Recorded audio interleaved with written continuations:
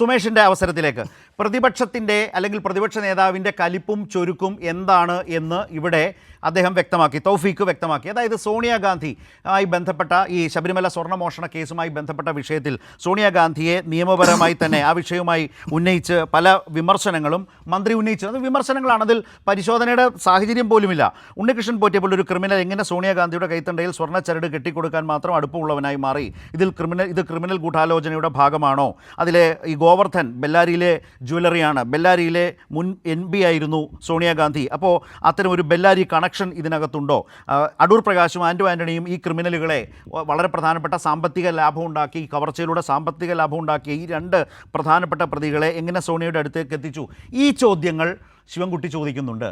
ഈ ചോദ്യങ്ങൾ ചോദ്യങ്ങളാണ്, രാഷ്ട്രീയ ചോദ്യങ്ങളാണ്. അത് രാഷ്ട്രീയമായി ചർച്ച ചെയ്യേണ്ടതാണ്, നിയമപരമായി അതിൻ്റെ പ്രോസസ്സുമായി ബന്ധപ്പെട്ട് നിൽക്കുന്ന ചോദ്യങ്ങളാണ്. പകരം പ്രതിപക്ഷ നേതാവ് ശിവൻകുട്ടിയെ സമീപിച്ചത് ഏതുവിധമാണ്? ആ സമീപന രീതിയിലാണോ പ്രതിപക്ഷത്തോടും പ്രതിപക്ഷ നേതാവിനോടും നിങ്ങൾക്ക് വിമർശനമുള്ളത്? ഇവിടെ തൗഫീഖ് പറഞ്ഞത് വെച്ച് തന്നെ അക്കാര്യത്തിലേക്ക് എങ്ങനെയാണ് സുമേഷ് പോകുന്നത്? ഞാൻ ശ്രീ ജയചന്ദ്രനിലേക്ക് വരുന്നതിന് മുമ്പ് MA ബേബി സോണിയാഗാന്ധിയെ പരാമർശിക്കാതെ പോയല്ലോ, അതിനെയും മറികടന്നും അതിനെയും തള്ളിയും ശിവൻകുട്ടി ഒരു നിലപാട് സോണിയാഗാന്ധിക്കെതിരെ ഇങ്ങനെ നിരന്തരം പറയാമോ, വിമർശിക്കാമോ? ഇതാണ് പ്രതിപക്ഷത്തിൻ്റെ പ്രശ്നം. ഞാൻ നേരത്തെ തന്നെ പറഞ്ഞല്ലോ ശരത്ത്, ഇവിടെ തൗഫീഖ് രാജന് അവസാനം പറഞ്ഞതിനെ തിരിച്ച് ഞങ്ങൾക്ക് പറഞ്ഞു, കൊടുത്താൽ കൊല്ലത്തും കിട്ടും. ഇവിടെ പഞ്ചായത്ത് ഇലക്ഷനിൽ ഈ സംസ്ഥാനം മുഴുവൻ ഞങ്ങളുടെ മുഖ്യമന്ത്രിയെ, ഞങ്ങളുടെ പാർട്ടിയെ വലിയ നിലയിൽ ആക്ഷേപിക്കുകയും അപമാനിക്കുകയും ചെയ്തല്ലോ ശബരിമല സ്വർണ്ണക്കൊള്ളകളിൽ. ഞങ്ങൾ ആരെങ്കിലും രാഷ്ട്രീയമായിട്ട് പ്രതികരിച്ചോ? ഞങ്ങൾ ആരെങ്കിലും എന്തെങ്കിലും വർത്തമാനം പറഞ്ഞോ? നിങ്ങൾ അടൂർ പ്രകാശിനെതിരെ MPക്കെതിരെ ഉണ്ടയില്ല വെടി പറയുന്നതല്ലാതെ ഇവിടെ ചോദ്യം ചെയ്ത മന്ത്രി അങ്ങയുടെ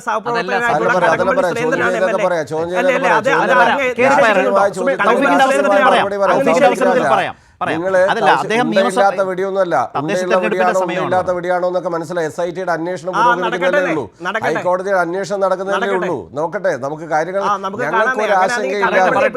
ഞങ്ങൾക്കൊരാശങ്കയില്ല. മുഖ്യമന്ത്രി സെക്രട്ടേറിയറ്റില് ഒരു ആംബുലൻസ് കൈമാറിയപ്പോ എന്താ തൗഫീഖ് രാജന്റെ ആവേശം? മുഖ്യമന്ത്രിയുടെ ഫോട്ടോ വെച്ചിട്ട്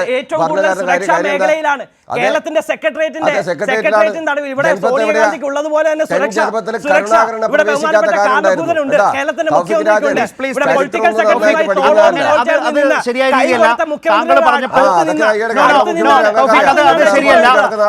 താങ്കളുടെ ഊഴത്തിൽ താങ്കൾക്കതിൽ മറുപടിയാകാം, താങ്കളുടെ ഊഴത്തിൽ മറുപടിയാകാം. ഇത് MLAയുടെ അവസരമാണ്, ഇത് MLAയുടെ അവസരമാണ്.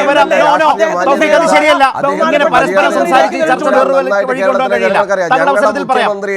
കോർണർ ചെയ്യാൻ വേണ്ടി നിങ്ങൾ ആരംഭിച്ചിട്ടുള്ള ക്യാമ്പയിൻ ഇവിടെ ജയചന്ദ്രൻ സാർക്ക് ഉണ്ടല്ലോ.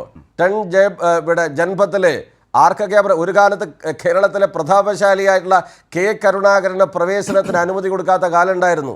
തൗഫീഖ് രാജൻ ഒന്ന് പഠിച്ചു ആ കാര്യങ്ങൾ. ഡൽഹിയിലെ കേരള ഹൗസിൽ പോയിട്ട് സോണിയാഗാന്ധി കാണാതെ മടങ്ങി വരേണ്ടി വന്നു. ആ സ്ഥലത്ത് ഞങ്ങളുടെ രാഷ്ട്രീയ ചോദ്യം ഇതാണ്. ആ രാഷ്ട്രീയ ചോദ്യത്തിൽ ഒരു വിട്ടുവീഴ്ചയില്ല. എങ്ങനെയാണ് 2004 ആൻ്റണിയും അടൂർ പ്രകാശും ചേർന്ന് സ്വർണം കേസിൽ പ്രതിയായ പോറ്റിയെയും ഗോവർദ്ധനെയും എങ്ങനെ ആ വീട്ടിലെത്തി? ആ ചോദ്യം നിങ്ങൾ മറുപടി പറയണം. നിങ്ങൾ ദേഷ്യം പിടിക്കുന്ന എന്തിനാ? എന്നാലും വ്യക്തിപരമായി ആക്ഷേപിക്കുന്നതിന്റെ കാര്യം എന്താ? അത് ഞങ്ങൾക്കൊരു വിഷയമില്ല. അത് നിങ്ങൾ എന്തിനാ ഇങ്ങനെ ആശങ്കപ്പെടുന്നത്? തലജല വിഭ്രാന്തി, അപക്വമായിട്ട് അത് ചോദിച്ച വിദ്യാഭ്യാസ മന്ത്രി ആക്ഷേപിക്കുന്ന എങ്ങനെയാ? എങ്ങനെയാ? കടകംപള്ളി സുരേന്ദ്രൻ നിങ്ങൾ പറയുന്നു പോറ്റിയുടെ വീട്ടിൽ നിരവധി തവണ പോയിട്ടുണ്ട് അടൂർ പ്രകാശ് എന്ന് അയൽവാസി പറഞ്ഞല്ലോ. നിങ്ങൾ എന്തിനാ നിങ്ങൾ ചൂടാകുന്നതിന്റെ കാര്യം എന്താ? അത് തിരിച്ചു ചോദിക്കുമല്ലോ. നിങ്ങൾ രാഷ്ട്രീയമായിട്ട് പറയുമ്പോൾ ഞങ്ങൾ രാഷ്ട്രീയമായി അതിശക്തമായിട്ട് പറയും. പ്രയാർ ഗോപാലകൃഷ്ണൻ ദേവസ്വം ബോർഡിൻ്റെ പ്രസിഡൻ്റായിരുന്ന ഘട്ടത്തിലാണല്ലോ ഇവരെല്ലാം കൂടി അന്ന് സോണിയാഗാന്ധിയുടെ വീട്ടിലേക്ക് പോകുന്നത്. സോണിയാഗാന്ധിയെ വ്യക്തിപരമായി ആക്ഷേപിക്കാൻ ഞങ്ങളുടെ സന്നദ്ധയോ? നിങ്ങൾ രാഷ്ട്രീയമായിട്ട് പറഞ്ഞപ്പോൾ എന്തായാലും ഇത് പരിശോധിക്കണ്ടേ? ഈ കാര്യം കൂടി നടന്നിട്ടുണ്ടല്ലോ. അടൂർ പ്രകാശിൻ്റെ കാര്യമുണ്ടല്ലോ. ഇവിടെ അജയ് തറയിൽ വാജി വാഹനം കൈമാറിയ പ്രശ്നമുണ്ടല്ലോ. അങ്ങനെ രാഷ്ട്രീയമായിട്ടാണെങ്കിൽ രാഷ്ട്രീയമായിട്ട് മറുപടി പറയണം. ആ രാഷ്ട്രീയമായിട്ട് മറുപടി പറയുന്നതിന് പകരം വ്യക്തിപരമായി ആക്ഷേപിക്കുന്നതിൻ്റെ കാര്യം എന്താ? ഞങ്ങളുടെ മുഖ്യമന്ത്രിയെ നിങ്ങൾക്ക് ആക്ഷേപിക്കാം, ഞങ്ങളുടെ നേതാക്കന്മാരെ നിങ്ങൾക്ക് ആക്ഷേപിക്കാം. ഇവിടെ CPIയും LDFും സ്വീകരിച്ചത് വളരെ സുതാര്യമായ നിലപാടല്ലേ? SITയുടെ അന്വേഷണം പൂർത്തിയായില്ലല്ലോ. ഹൈക്കോടതി SITയുടെ അന്വേഷണം നടന്നുകൊണ്ടിരിക്കുകയല്ലേ? അതിൻ്റെ ഭാഗമായിട്ട് നിരവധി കാര്യങ്ങൾ പരിശോധിക്കുന്നുണ്ടല്ലോ. ആ പരിശോധിക്കുന്നതിൽ അതിലകത്തായ പ്രതികളെ, ചോദ്യം ചെയ്യുന്ന പ്രതികളെ രാഷ്ട്രീയമായി നോക്കിയിട്ട് വിമർശിക്കാൻ, അതിനെ വ്യക്തിപരമായി ആക്ഷേപിക്കാനല്ലേ നിങ്ങൾ പുറപ്പെട്ടത്? അങ്ങനെ പറയുമ്പോൾ ഞങ്ങൾ പറയും നിങ്ങൾക്കത് ചൂടായിട്ട് കാര്യമില്ല. എന്നേരം ശിവൻകുട്ടിയെ ആക്ഷേപിച്ചിട്ട് കാര്യമില്ല. ഒരു ചൂടുമില്ല. അതിലൊന്നും ഞങ്ങൾ അതിശക്തമായിട്ട് ഇനി കേരളത്തിലെ ജനങ്ങളോട് പറയാൻ പോവാണ്. ഞങ്ങൾ നിങ്ങൾ പറഞ്ഞുകൊണ്ടിരിക്കുകയാണ്. പറയേണ്ടി വരും, നിങ്ങൾ മറുപടി ശ്രീ പറയേണ്ടി ജയചന്ദ്രൻ, വരും. അത് ശരത്തെ വ്യക്തിപരമായി ഇവിടെ ഇത് പ്രകോപിതരായി ഇവര് ഞാൻ മനസ്സിലാക്കുന്ന ഒരു വാർത്തയിൽ തന്നെ രാഹുൽ ഗാന്ധി അങ്ങേയറ്റം ക്ഷുഭിതനായി എന്നൊക്കെ ഒരു വാർത്ത ഇങ്ങനെ വന്നുകൊണ്ടിരിക്കുന്നുണ്ട്. സോണിയാഗാന്ധിയുടെ പേര് വലിച്ചിഴച്ചു കേരളത്തിലെ കോൺഗ്രസ് നേതാക്കന്മാർ അപക്വമായിട്ടാണ് ഈ കാര്യം കൈകാര്യം ചെയ്തത് എന്നെല്ലാമുള്ള വിമർശനം നടന്നതായിട്ടുള്ള വാർത്തകൾ വരുന്നു. സ്വാഭാവികമായിട്ട് അതിന്റെ ഒരു ഫ്രസ്ട്രേഷൻ പ്രതിപക്ഷ നേതാവിനും കേരളത്തിലെ കോൺഗ്രസ് നേതാക്കന്മാരുണ്ട്. ശബരിമലയിൽ LDFന് ഈ ഗവൺമെന്റിന് CPIM-ന് ഒരു തരത്തിലും ഞങ്ങൾക്ക് അതിൽ ആശങ്കയില്ല. തെറ്റ് ചെയ്ത് ആരെങ്കിലും ഉണ്ടെങ്കിൽ അവർ നിയമപരമായ പരിശോധനയ്ക്ക് വിധേയമാകുന്നതിൽ ഞങ്ങൾക്ക് പ്രശ്നമില്ല. പക്ഷേ രാഷ്ട്രീയമായി ഞങ്ങളെ ആക്ഷേപിച്ചാൽ രാഷ്ട്രീയമായി നിങ്ങളെയും പറയും. ആ പറഞ്ഞ കാര്യമാണ് ശക്തമായിട്ട് ഇനി പറയും.